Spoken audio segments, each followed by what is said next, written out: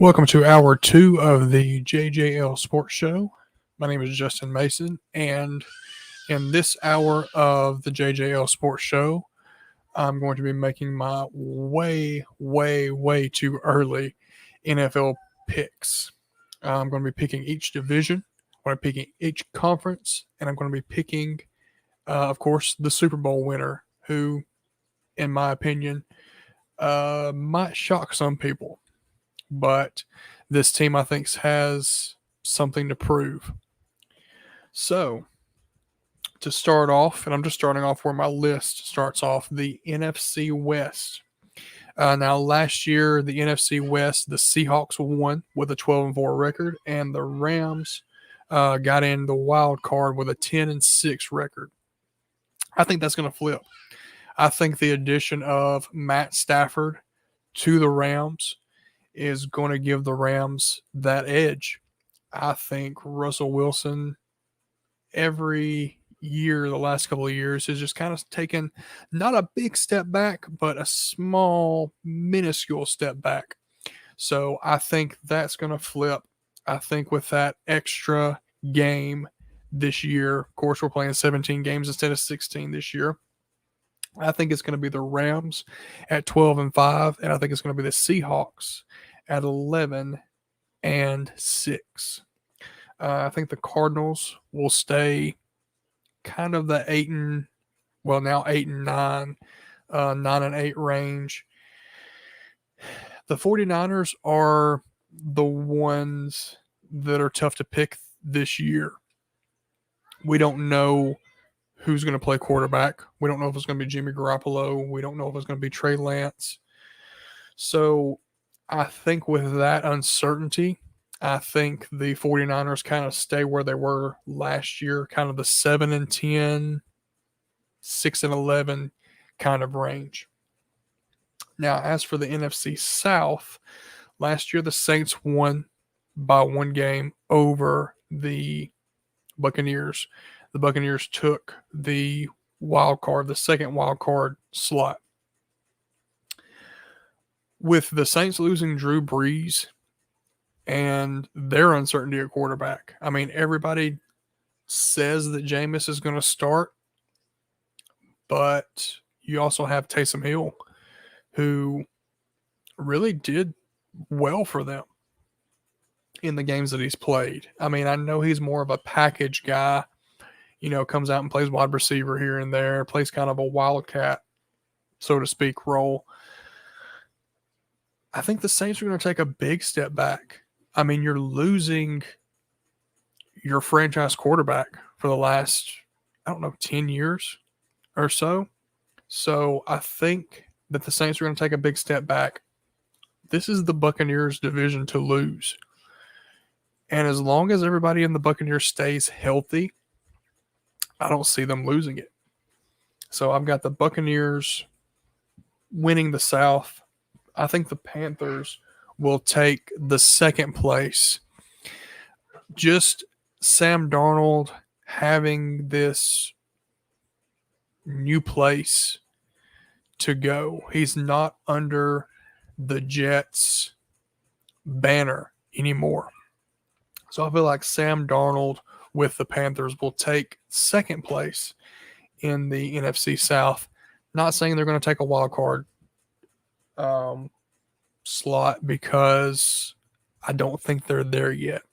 I don't know where Christian McCaffrey is health-wise either, and I think that's going to be one big telling factor, because if Sam Darnold has the ability to do play action like Ryan Tannehill has in Tennessee with Derrick Henry, I think that's going to be a big step forward for Sam Darnold because he didn't really have a running back in New York. He didn't really have a running back with the Jets. So I think this is going to be big for him. He's going to take second place. I think the Saints fall all the way down to fourth place, which means the Falcons take third place in the NFC South. Now, the next division, the NFC East. Now, last year, the Washington football team won the NFC East with a 7-9 record. It's only the fourth time that a team has made the playoffs with a losing record. It happened in '82. The Browns and the Lions both did it with 4-5 records. And then the Seahawks did it back in 2010. And we all remember that game where Marshawn Lynch just kind of had his way with the Saints, that wild card game. So I don't think that the team that wins this division is going to have a losing record. However, I think it's going to be just a game over 500. The only team that I think is taking a step forward is Philadelphia. You now have who's going to be your franchise quarterback in Jalen Hurts. We don't know what Dak's going to look like. We don't know what Zeke's going to look like for the Cowboys. He had some health issues. Daniel Jones and Saquon Barkley, the same thing. Daniel Jones had some health issues. Saquon Barkley, I believe, tore his ACL last year or ankle issue, something like that. Washington is the interesting team to me. You have Taylor Heineke, who was the quarterback who kind of almost beat the Buccaneers last year in that wild card game, which to me was crazy. But that just goes to show you that any given team on any given day can win. Any given team on any given day can lose. I'm interested to see what Ryan Fitzpatrick does. Because the rumors are that he is going to be the starter. He's won everywhere he's went. I mean, you think about how he did in Miami last year, and he had one bad game, but then when Tua got pulled, he got right back in. And I mean, he played well. And I think that's why Washington kind of picked him up.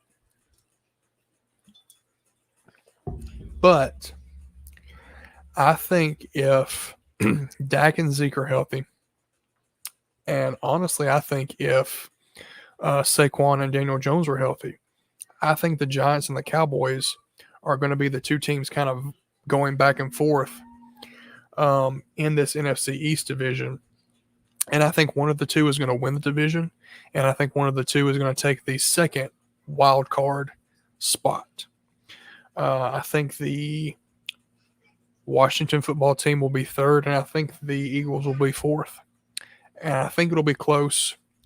I think it's going to be a game difference between all of them. I mean, I think, if the winner of the division is 9-8, I think the second place is going to be 8-9.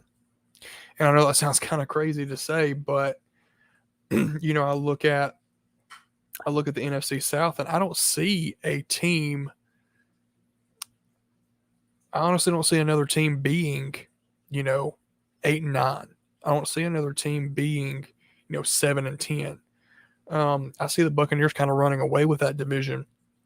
So I don't see anybody coming out of that division as a wild card competitor. So now we go to the NFC North. Now the NFC North is probably the most interesting division that we have in the NFL.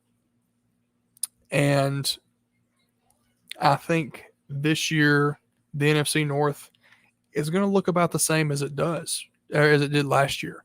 The Packers ran away with it. They had a 5-game lead on the Bears, which was the second place team, and they were the third wild card team last year. I think Aaron Rodgers has something to prove, not to the Packers, because I feel like he's already burned that bridge, and he's just playing this last year with the Packers just because he's contractually obligated to. I don't think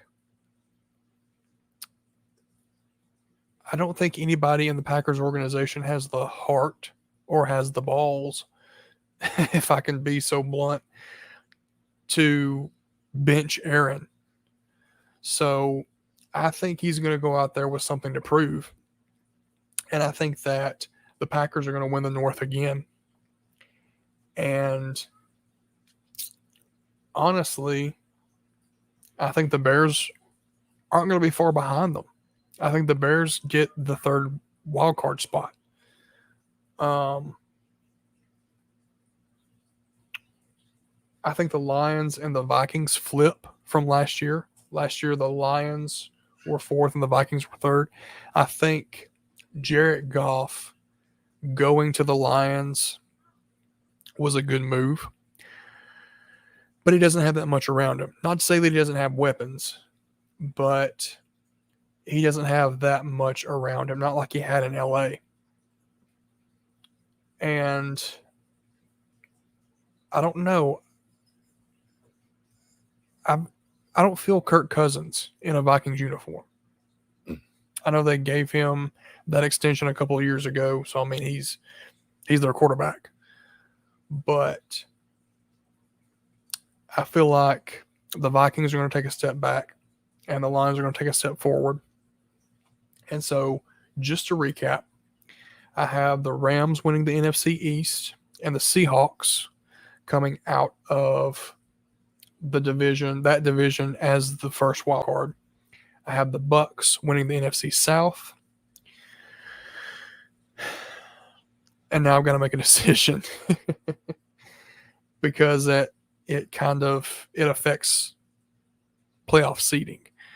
I'm going to say the Giants win the NFC East and the Cowboys take the wild card out of the NFC East. And then Packers and Bears. Packers winning the NFC North and Bears taking the wild card. Now to a division that's a little more complicated. Not because of any of the teams, not because it's not cut and dry who's going to win the division, because I've got a feeling I know who's going to win the division. But who's going to be behind them? And that's the AFC South. Now, I said in the first hour, the Titans are going to win the AFC South. All of these other teams, honestly, are going to take a step back. Except for the Jaguars. I don't think you can go back any further than 1-15. But the Colts losing Phillip Rivers and what he did for that team last year. They were tied with the Titans, but because the Titans won their matchups, the Titans won more games in the division. The Titans were 5-1, the Colts were 4-2. So because of that scenario, the Titans won the division and the Colts got the playoff. Now, I see the Titans still winning double-digit games. It might just be 10. They might just go 10-7. They might go 11-6. But I see the Titans winning the division. They are the most experienced unit together right now. You have the Colts with a first-year starting quarterback. And who knows who knows what he's going to do? Who knows how healthy he's going to stay? You have the Texans and the turmoil with Deshaun Watson. Who knows what they're going to do? And then you have the Jaguars and that absolute dumpster fire that this offseason has been for them. I mean, you look at bringing in Urban Meyer, which I don't think is a bad move, but at the same time, is it a good move? Because he brought in an assistant who just had he had a bad week, I guess. You could say that. That's what he told everybody. Then you bring in Tim Tebow to be a tight end. Who does that? And I understand its familiarity and I understand its publicity. But then you bring in a rookie quarterback, the first overall pick, Trevor Lawrence, out of Clemson.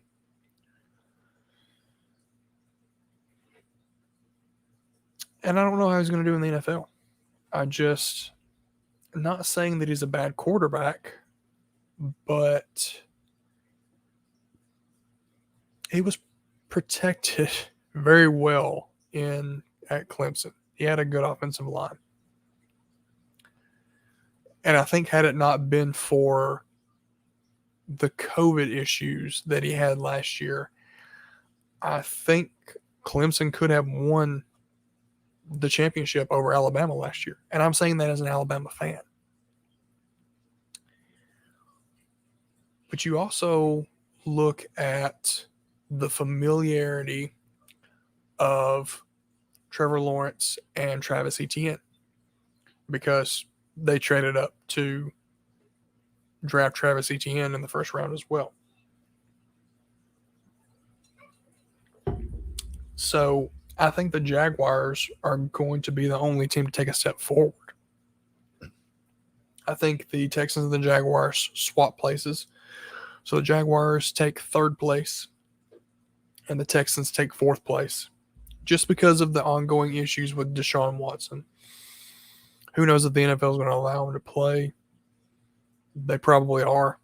But who knows how his team is going to look at him, how the fans are going to look at him. I know these are only allegations, but there are a lot of them. I know that it's somebody's word against somebody else's word. But there are 30 women at last count who are saying that he allegedly sexually assaulted them. So I think the Texans take a step back just because of all that drama.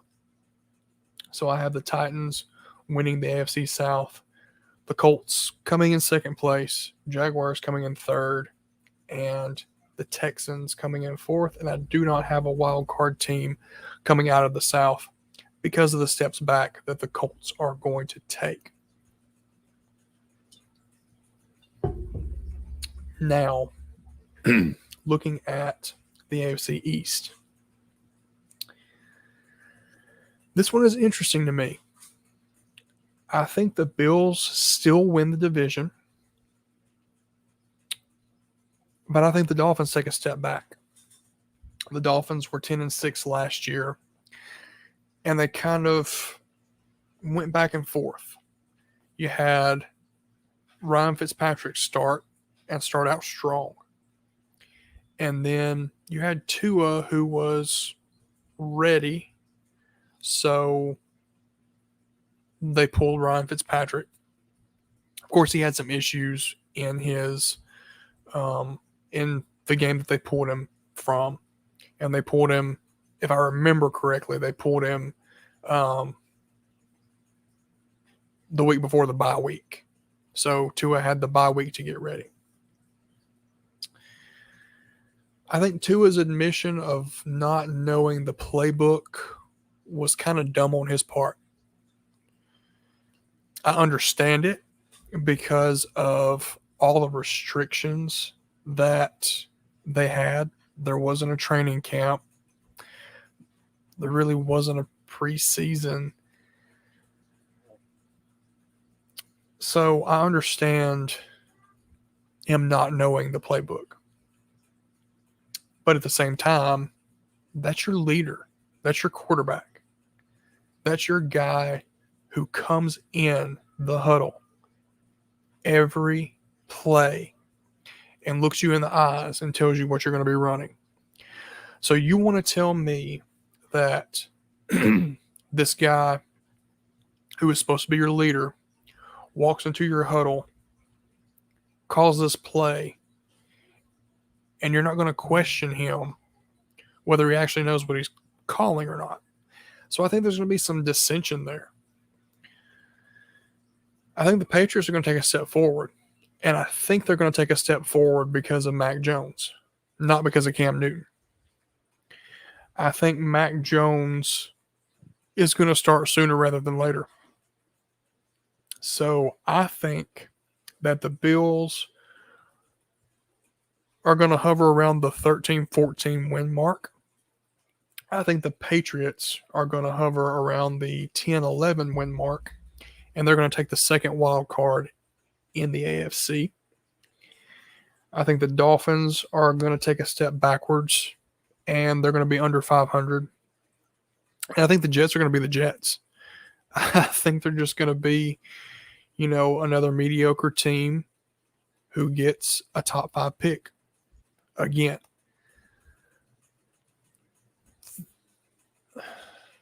The Jets are one of those teams, and I said this the hour before, who just kind of kill quarterbacks. They don't, and I don't mean that in the literal sense, but you look at a guy like Mark Sanchez, whose name I couldn't remember last hour. He took them to 2 AFC championships, but he didn't go any further than that. Then you look at a guy like Sam Darnold, who really didn't do anything, and he was questioned and traded to the Panthers, which I think, like I said earlier, is going to be a resurgence for him. And I don't know that this new kid is going to be any different.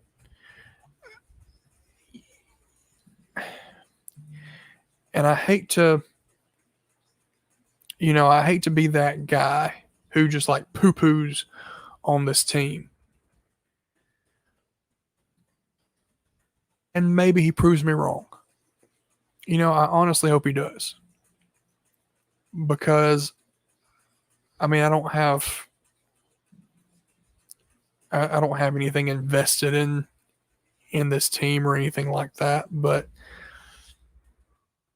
you're relying on a rookie from BYU, and I'm looking at their roster right now. You have the rookie out of North Carolina at running back. You have Josh Adams, who's been in the league for a couple of years. Tevin Coleman, who I believe is the guy who got a lot of their snaps last year at running back. But then I look at their wide receiver room, and I don't really know any of these guys. I know Lawrence Cager because he's out of Georgia. I know Jamison Crowder because he's been there a while. He's been in the league a few years, and I know Corey Davis from the Titans. Corey Davis could be that guy, that game breaker guy that Zach Wilson looks to. But I don't know. He couldn't be that in Tennessee. But I think now he can be the guy in New York. And I think that's what New York is looking for him to be. But then I look defensively and I don't see anybody on their roster who just pops for me. And I mean, Jets fans might kill me for that. I mean, I know CJ Mosley from his time in Alabama. I know Sherwood because he played at Auburn. But I see a lot of young players on this roster. So I just see the Jets continuing to be the Jets. I just see the Jets continuing to be at the bottom of the division. And I don't know what it's going to take for them to take that step forward. I mean, I do know what it's going to take. It's going to take them getting weapons around Zach Wilson if he truly is their quarterback of the future, like Sam Darnold was before him, like Mark Sanchez was before him, and Mark Sanchez really was. He just couldn't get over that hump. But then we look at the AFC, North. The Steelers won it last year, and I don't see them repeating this year. And then the Ravens and the Browns were two of the three wild card teams. I see the Steelers taking a step back. I don't know how much more Ben has left in his tank. I really don't. He's not going to play the preseason, which is probably a plus for him.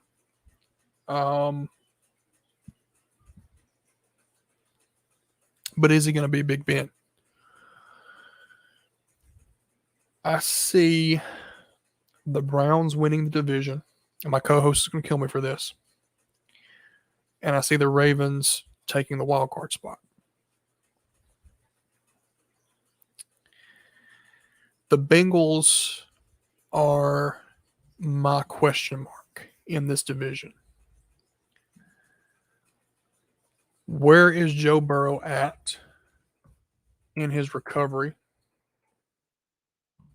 Where is this team at in general in this basically rebuilding process that they have? I mean, when you have a guy like Joe Burrow who goes down, who is that guy. I mean, he was the first overall pick last year in the draft. And he goes down to a gruesome ACL injury. And you really don't have a guy behind him who can do what he does. And you still don't. I mean, yeah, Brandon Allen, he's an NFL quarterback. That's about all I can say. You've got Joe Mixon, who is going to get his yards. He's going to be 1,000-yard back. And that's going to help Joe Burrow out. You've got Tyler Boyd and Jamar Chase. Jamar Chase out of LSU. Which honestly is a plus. I mean, he was the Bengals' first round pick this year for a reason, because of his familiarity with Joe Burrow.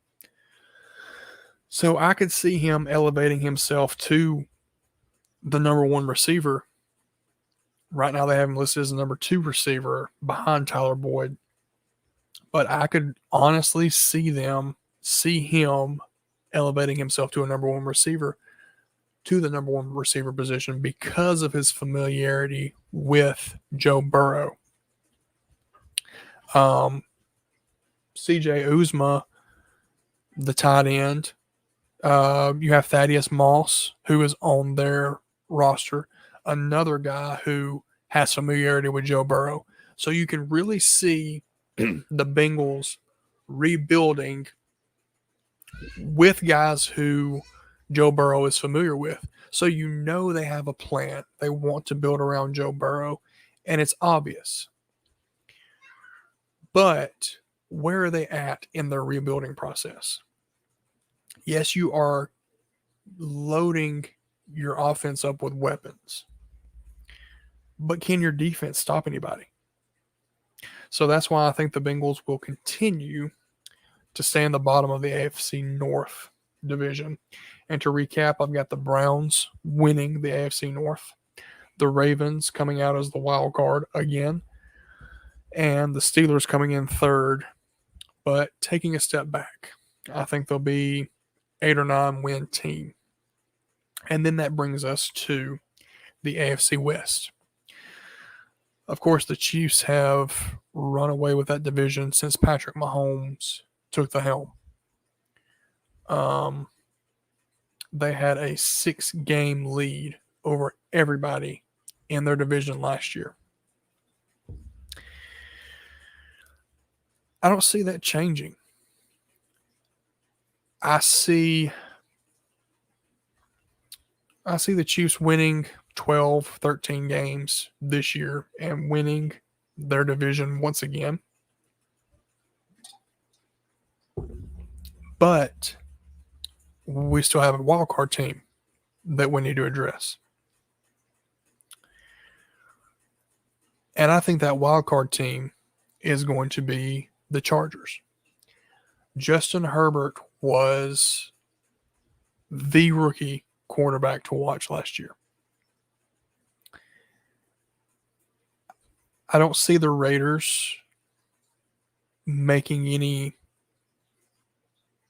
big steps this year. You still have the same old quarterback. You still have the same old coach. Josh Jacobs, I know, is a very good back, very good running back. I know that from his time in Alabama. And the Broncos, what have they done? What have they done to improve themselves? So I see the Chiefs, of course, taking the AFC West. I see the Chargers being not far behind them, being a double-digit win team, and taking that third wild card spot. I see the Raiders and the Broncos probably being tied in that last place spot. So that gives me the Rams and the Seahawks. I'm going to type this up so that I can actually look at it.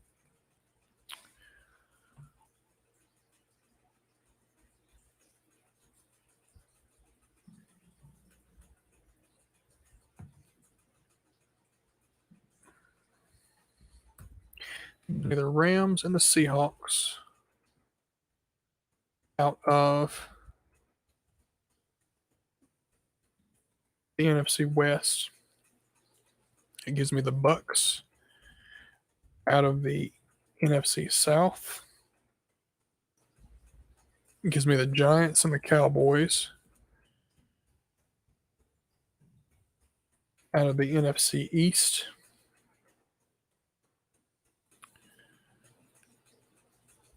Packers, Bears. 1, 2, 3, 4, 5, 6, 7. Out of the NFC.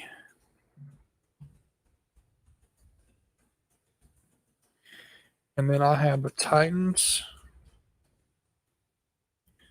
Bills, Patriots,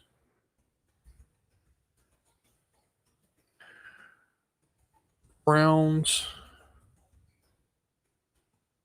Ravens,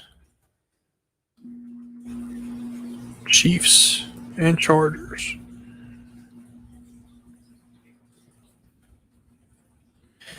Now, that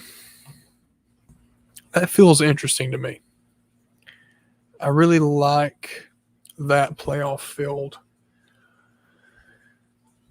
And I think, barring injury, that's what the playoffs are going to look like.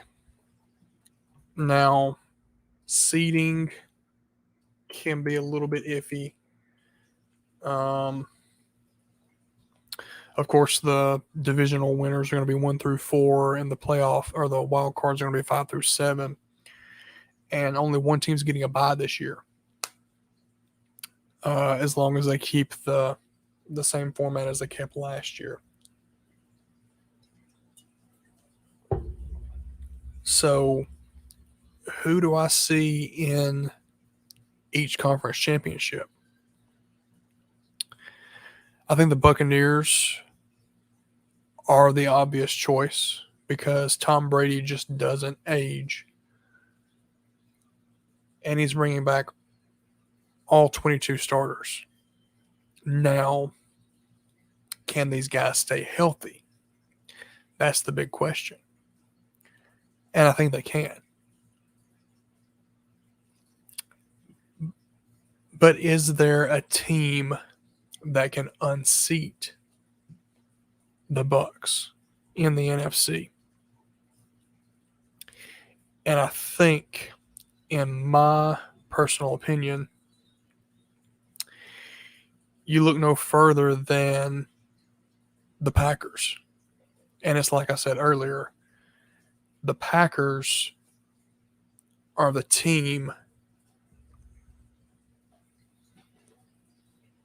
that I'm scared of, if I'm being honest. If I'm an NFC fan,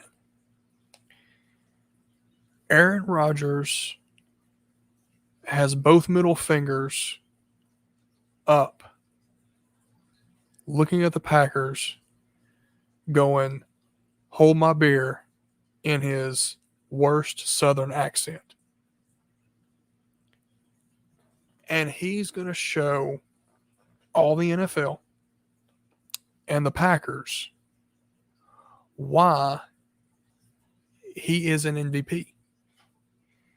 He's going to pretty much give the Packers a reason to rethink, which you can't take it back, but give the Packers a reason to rethink drafting Jordan Love, how they did it. And I said this on our last episode of the JJL Sports Show. Aaron Rodgers wasn't mad that the Packers drafted Jordan Love. He's going to retire soon anyway. But it was how they went about it. It was the fact that he's gone his entire career without the Packers picking a weapon for him in the first round. Now, look,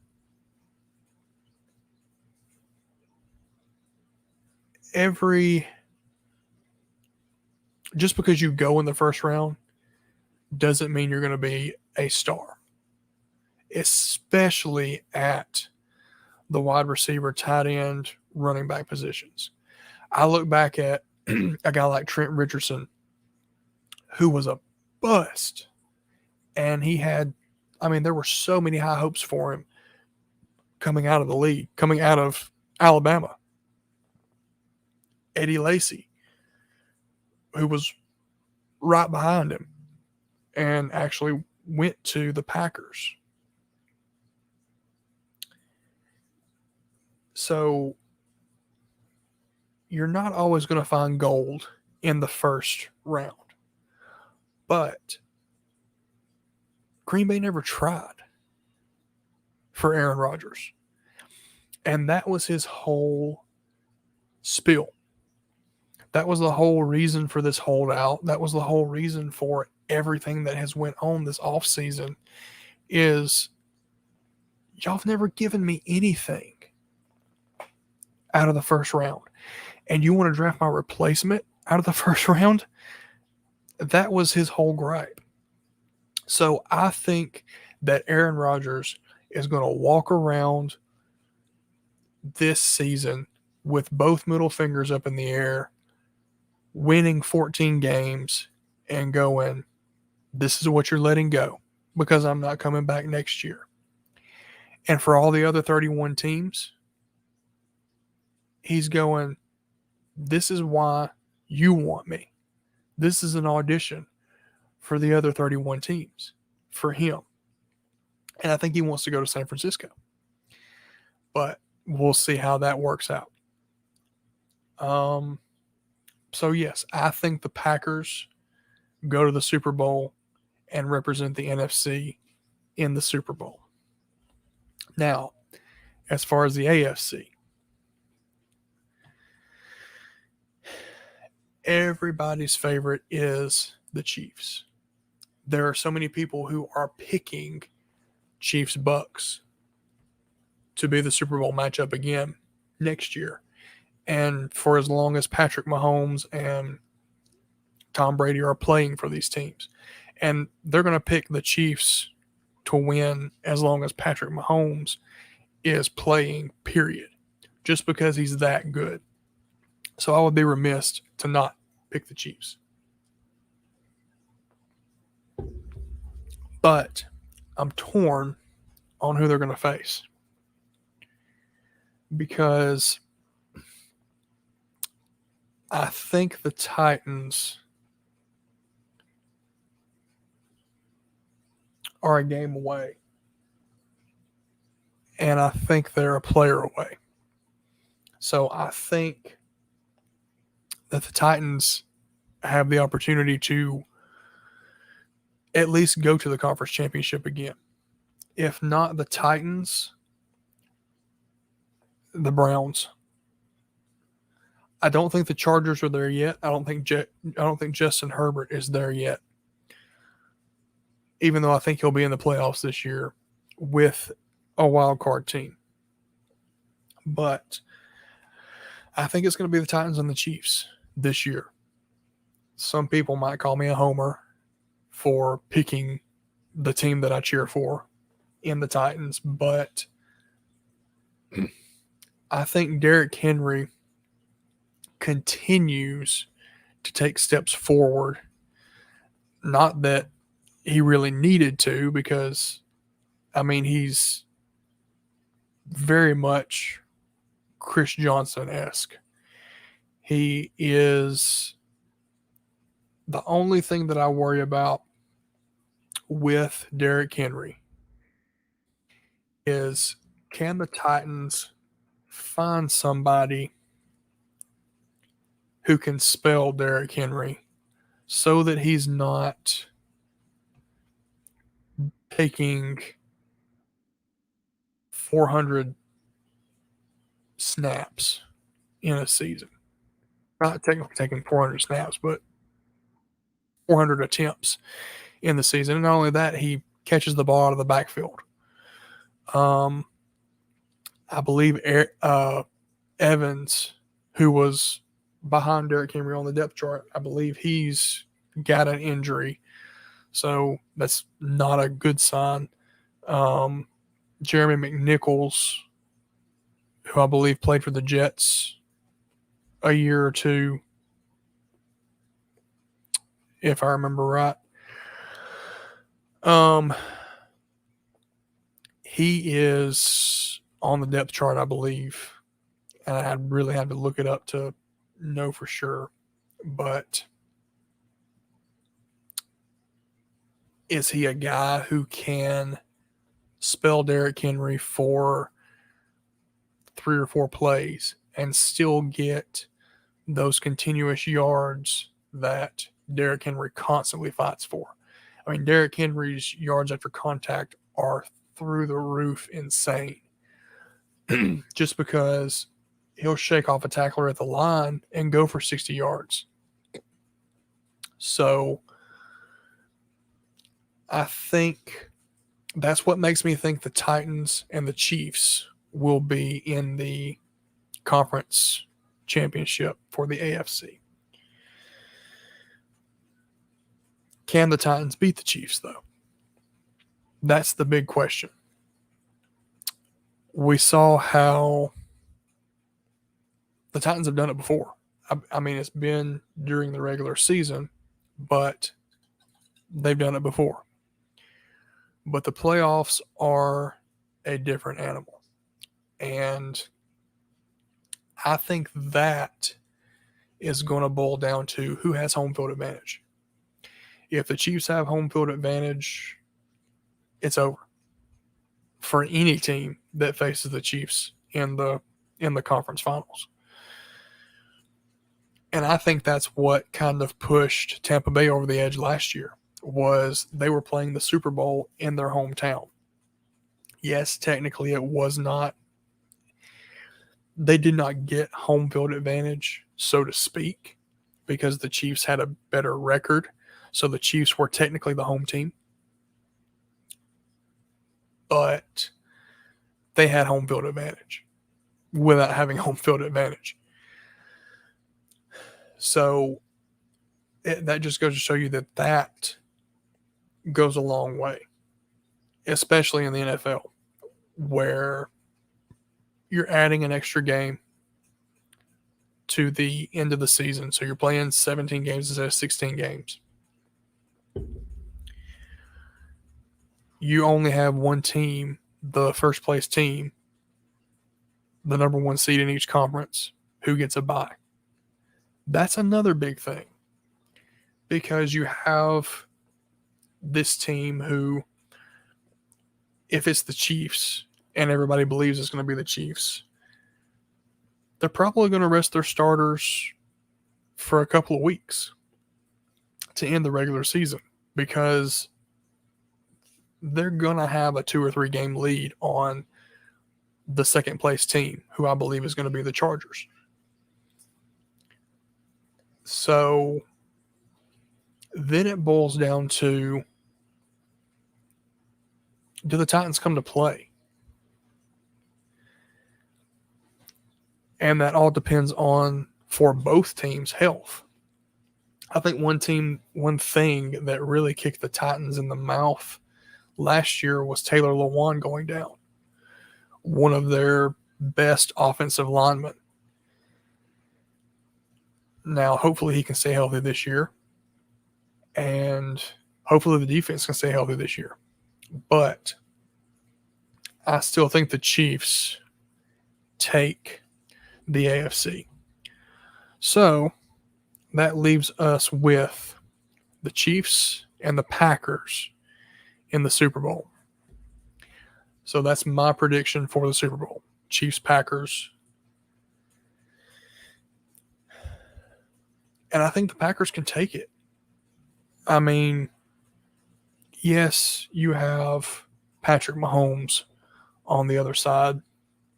You have Tyreek Hill on the other side. You have all these weapons that Patrick Mahomes has. And I think Patrick Mahomes wants to prove that last year was a fluke. I think he wants to prove that they should have won last year. But I also think, like I've said this whole hour, that Aaron Rodgers has something to prove. He has something to prove to the Packers, to the league. Not that people don't know how great Aaron Rodgers is, but is he worth handing over millions of dollars to for the next 2 or 3 years for a team other than the Packers? And I think, and this is just my personal opinion, I think if Aaron wins the championship this year, he retires, a la Peyton Manning. I think that he won't have anything else to prove. Because I think the only place that Aaron wants to go is San Francisco. That's the team that he grew up loving. That's the team that he grew up following, being from Cal, going to Cal and graduating from Cal. So I think that if Aaron wins the Super Bowl this year, it's going to be Peyton Manning, deuces, peace out. I'm walking away from football. If he loses this year, because I'm predicting the Packers to be in the Super Bowl as the NFC representative, I think he does pursue another year or two of football. I mean, he's 37, 38. He's not going to play past 40 like Tom Brady is. But like I said, he wants to play in San Francisco. And I think that all depends on how Trey Lance does this year. I don't think Jimmy Garoppolo is going to play the entire year.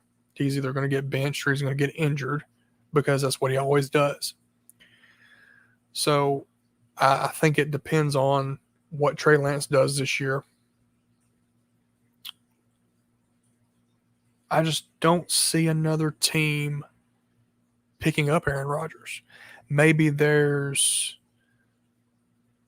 Houston if this whole Deshaun Watson thing doesn't work itself out.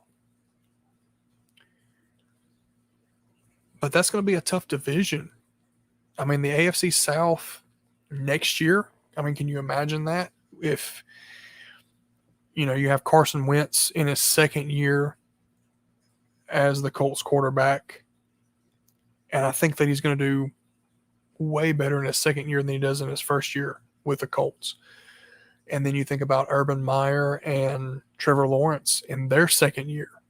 They'll have a year under their belts, and they'll just have that experience together. And then you'll have the Titans, who I predict are going to be in the AFC Championship game. So they're going to be on a high from that. The only question is, what do they do with Tannehill after this year? And that all depends on what he does this year. So I think the Texans could be a destination for Aaron Rodgers after this year, depending on, like I said, how everything goes with the Texans or with Deshaun Watson. But I mean, those two teams, the 49ers and the Texans, are the only two teams that I could really see him going to that really need a quarterback. I mean, you could say the Saints, but that again is all dependent on what Jameis Winston does this year. Is he the famous Jameis from Florida State? Is he the Jameis Winston who threw more interceptions than touchdowns with the Buccaneers? What Jameis is he? Or is he much improved because, hey, this is his second year in this system. He actually gets a preseason and, all of that. But another scenario that might present itself. What if Tom Brady decides to hang it up? The Buccaneers don't really have a contingency plan after Tom Brady leaves. So what if Aaron Rodgers says, why don't I go to Buccaneers? Kind of pulls a reverse Kevin Durant. I think that would be the third option. But that's also, again, depending on what does Tom Brady do. It doesn't seem like he's going to retire anytime soon. I mean, he might be playing until he's 50, for crying out loud. So that's kind of my long shot pick for Aaron Rodgers. But